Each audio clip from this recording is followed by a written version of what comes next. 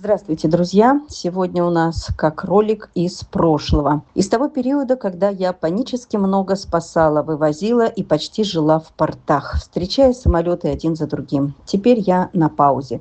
И вот опять пришлось вспомнить, как это происходило.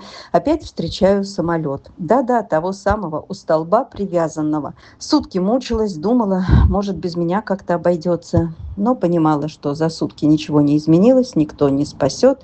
В лучшем случае раскатает машины, если кто отвяжет от столба.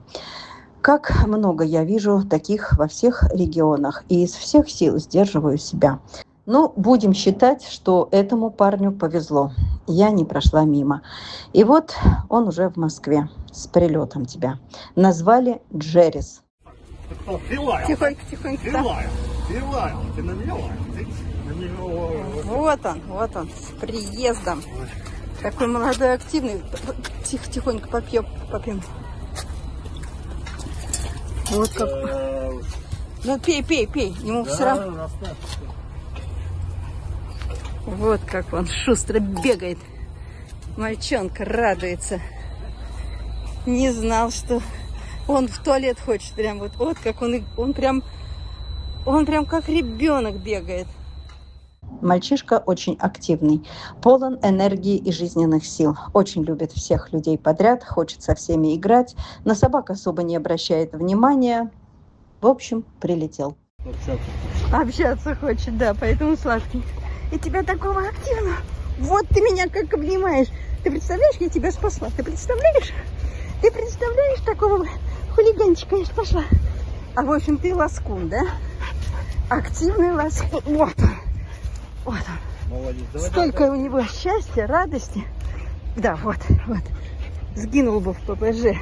Или на дороге бы тебя раздавили. Вот он как играть хочет. Ну ты понял вообще, кто тебя спас? Понял?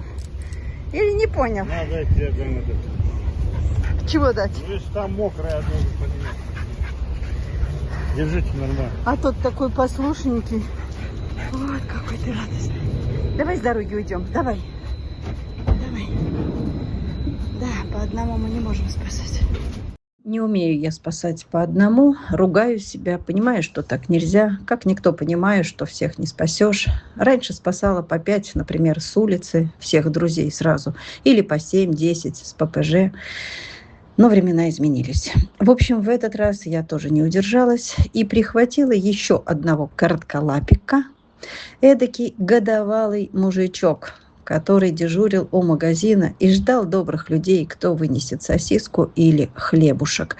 Потом бежал за этими людьми благодарный, вилял хвостом. И что-то тоже торкнуло в этом бедосе. Во всех в них вижу кратковременное дыхание жизни. Сегодня дышат, радуются булке и человеку, а завтра их нет. И никто не заметит отсутствие вчерашнего старожилы у магазина. Вот и он прилетел. Забрала его. Тоже игривый, но спокойный, вдумчивый, 10 килограмм. Примерно годик ему. Снимайте. Стой, подожди. Подожди, моя собака. Моя собака.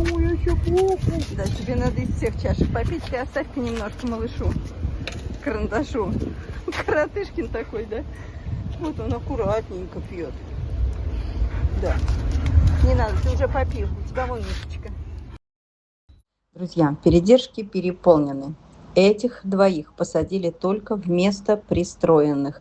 Так как уехали в семьи двое, то с трудом посадили и этих в маленький вольерчик. Хотя не хотели. Нам надо сокращать их количество, и мы об этом постоянно говорим. Их берут не с радостью передержки, а с уговорами из-за долгов.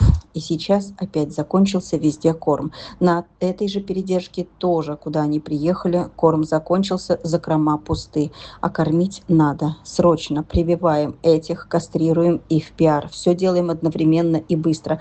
Друзья, но у нас опять нет корма. Мы так редко собираем на корм. Пожалуйста, помогите. Помогите и этим разместиться тоже. Их надо оплачивать. Им надо покупать корм. И не только им, а всем 30 собакам, которые находятся конкретно на этой передержке. Пожалуйста, помогайте.